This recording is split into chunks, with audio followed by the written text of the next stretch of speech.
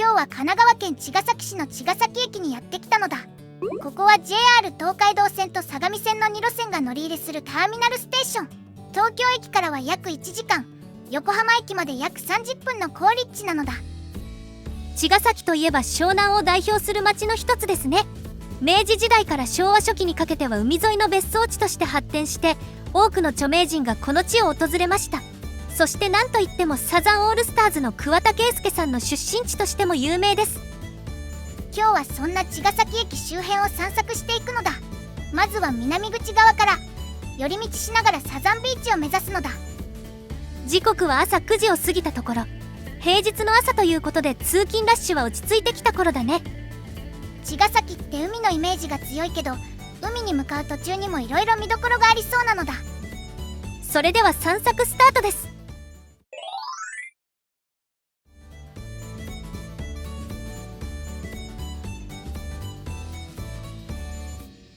南口から歩いて数分、高砂緑地に到着したのだ。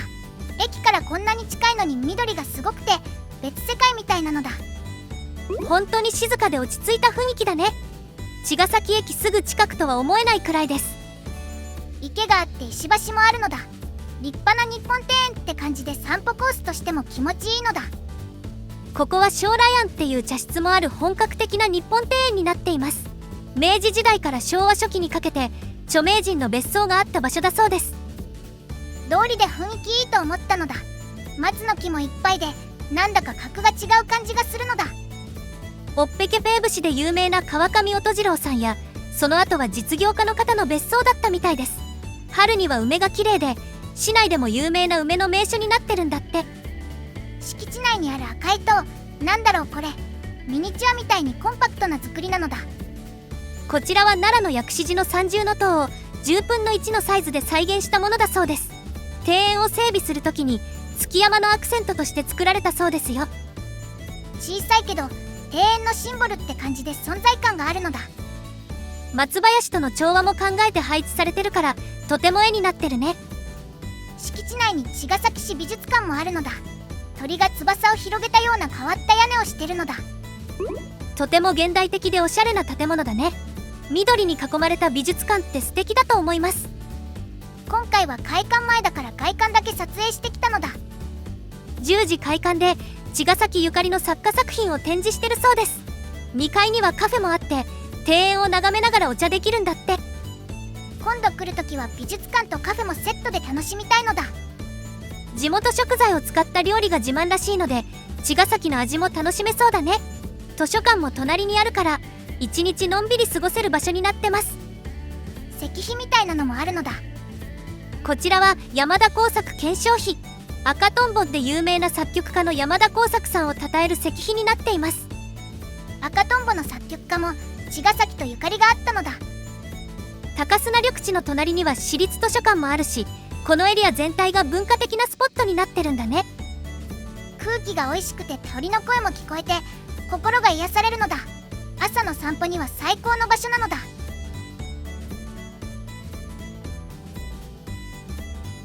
高砂緑地から少し歩いて茅ヶ崎公園に到着したのだ。野球場があるのは知ってたけど、思ってたより大きな公園なのだ。野球場がメインの場所だけど、敷地内には他にもいろいろスポーツ施設があるみたいです。フットサルコートもあるのだ。テニスコートも見えるし、野球場だけじゃないのだ。茅ヶ崎って意外とスポーツが盛んな街なのかもしれないね。野球、フットサル、テニス、そして海岸も近いからサーフィンもできるし、本当にスポーツの街って感じがするのだ。テニスコートではお年寄りの人たちが朝から元気にテニスを楽しんでるのだ。朝の涼しい時間にスポーツするのは気持ちよさそうだね。地域のコミュニティの場にもなってるんだろうね。野球場は今は閉まってるみたいなのだ。中を見てみたかったけど門が閉まってるのだ。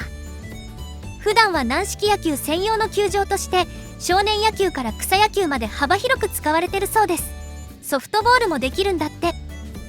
球場を見たくて周囲をうろうろしてみたのだ。そしたら幸運にも球場の中が覗ける場所を発見したのだ。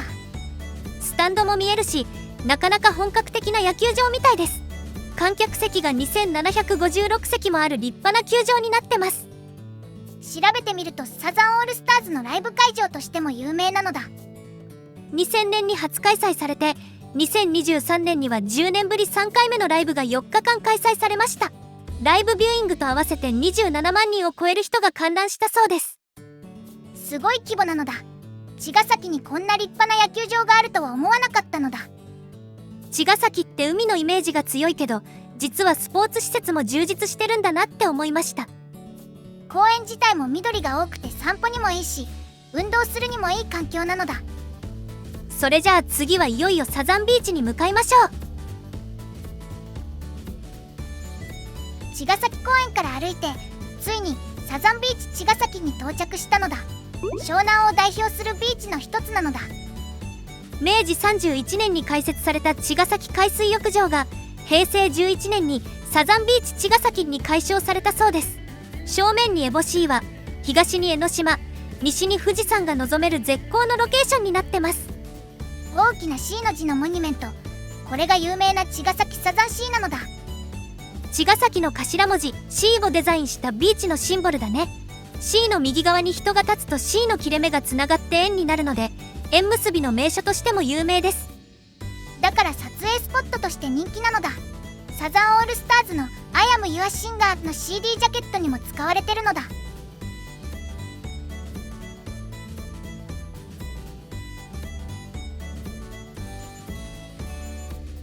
砂浜から江ノ島方向を見るとこんなにはっきり見えるんだね。茅ヶ崎からでも江ノ島がこんなに近く感じられるとは思いませんでした。でも周辺は工事中みたいなのだ。海の家も工事してるし、真横でも工事してるのだ。海開きに向けて準備中なんだろうね。本格的な夏になったらまた違った賑やかな雰囲気になるんだと思います。海岸に小さな赤い鳥居があるのだ。これが八大竜王の鳥居だね。茅ヶ崎では昔から漁業が盛んで、海や水の守り神として八大竜王が信仰されてきたそうです。漁業の町としての歴史もあるのだ。海辺にこういう鳥居があるとなんだか神聖な感じがするのだ。あそこにサザンビーチカフェもありますね。とてもモダンでおしゃれな建物です。ガラス張りで開放感があって、いかにも湘南って感じの建物なのだ。サザンビーチバーガーが名物だそうです。海を眺めながら食事できるテラス席もあって、とても気持ちよさそうだね。今回は別に行きたいお店があったので寄らなかったけど、次に来るときはランチやカフェタイムで利用してみたいのだ。海岸は工事中で少し風情に欠ける部分もあったけど、茅ヶ崎を代表するビーチの魅力は十分伝わってきたね。サザンビーチから帰りはサザン通りを通って戻るのだ。駅南口からまっすぐ伸びる通りなのだ。サザンオールスターズの聖地として知られる商店街ですね。茅ヶ崎らしい街並みが楽しめる通りだそうです。来る前はサザンにちなんだショップがいっぱいあるのかと思ってたんだけど、でも商店はポツポツとあるくらいで思ってたのと違うのだ。思ったより普通の住宅街の通りって感じだったね。時間帯のせいもあるのかもしれません。11時少し前なので静かなのかも。サザン通りから少し入ったところに目的のランチのお店に着いたのだ。ターナーダイナーというハンバーガー屋さんなのだ。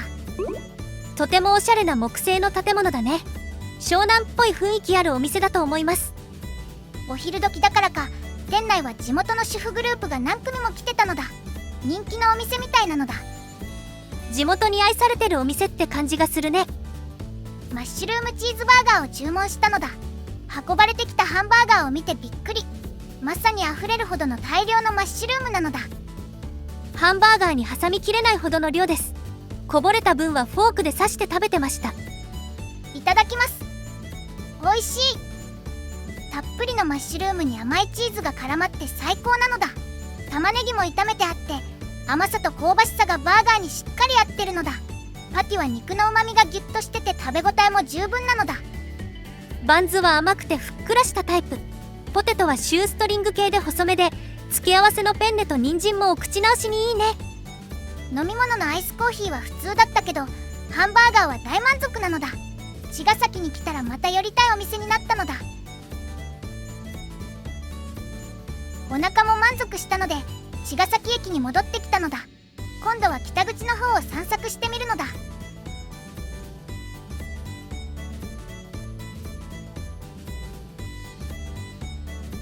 そしてやってきたのがこちら、厳島神社です。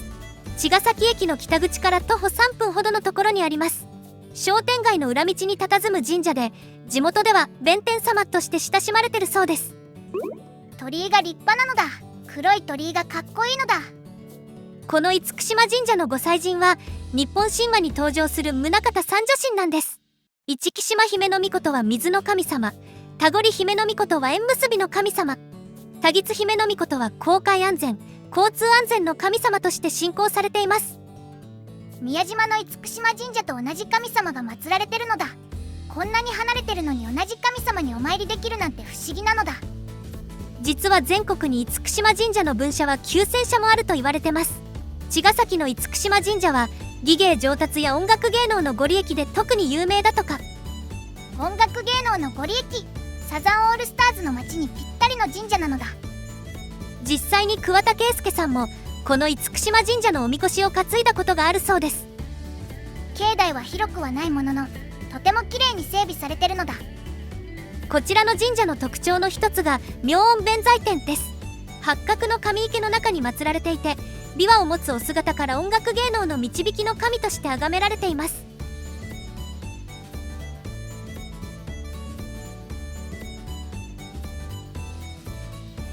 茅ヶ崎駅北口から歩いて8分くらいで黄色公園に到着したのだ。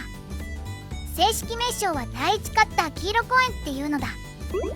もともとは茅ヶ崎市中央公園という名前でしたが、2021年4月から第一カッター工業さんとのネーミングライツ契約で第一カッター黄色公園という愛称になったそうです。茅ヶ崎駅のすぐ近くなのに緑がとても多くて雰囲気がいいのだ。思ってたより広くてたくさんの子供たちが遊んでるのだ。ここは約4万平方メートルの広大な敷地を持つ公園で、メインは芝生の広場になってます。遊具はないけれどその分開放感があって走り回るにはぴったりだね。確かに子供たちが元気に走り回ってるのだ。開放的で気持ちよさそうなのだ。公園の入り口には赤とんぼの記念碑もあるんです。同様赤とんぼを作曲した山田耕作さんが茅ヶ崎でこの曲を作ったことを記念して建てられたそうです。春には桜、秋には紅葉も楽しめるって聞いたのだ。季節ごとに違った表情を見せてくれる公園なのだ。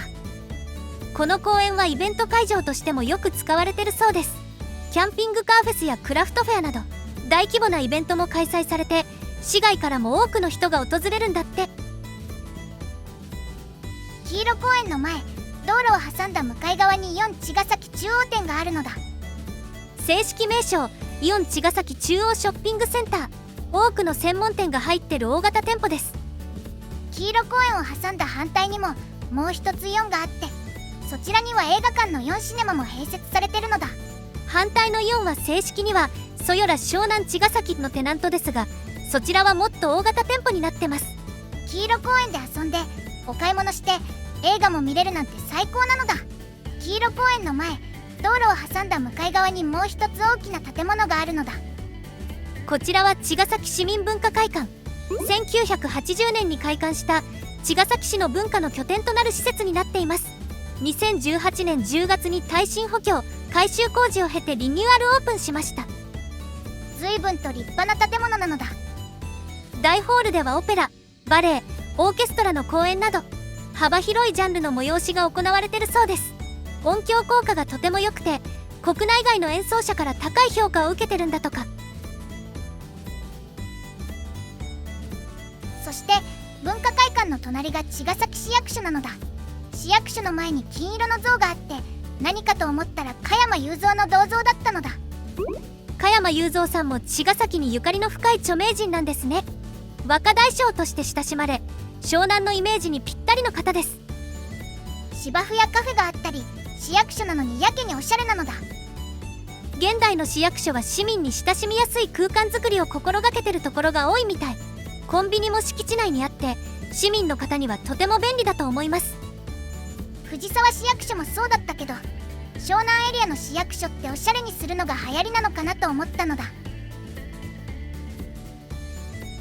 市役所周辺を散策した後は鈴の木カフェでティータイムなのだ。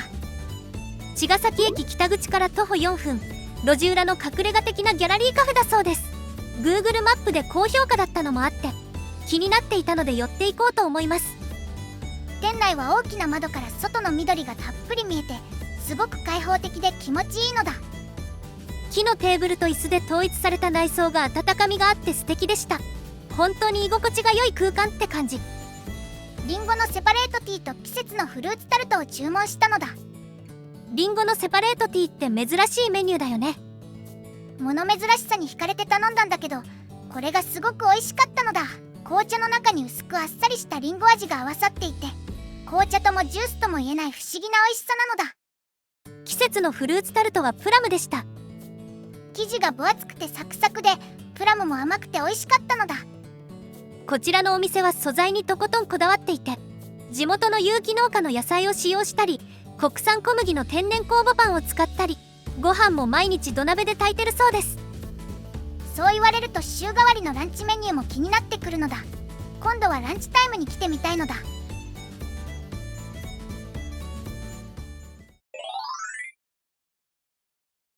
今日は茅ヶ崎駅周辺を散策してきたのだ。朝9時から夕方までたっぷり楽しめたのだ。茅ヶ崎といえば海のイメージが強いけど、駅周辺には本当にたくさんの見どころがあったね。高砂緑地の日本庭園から始まって、野球場、サザンビーチ、そして北口エリアの公園や文化施設まで、一日では回りきれないくらい充実してたのだ。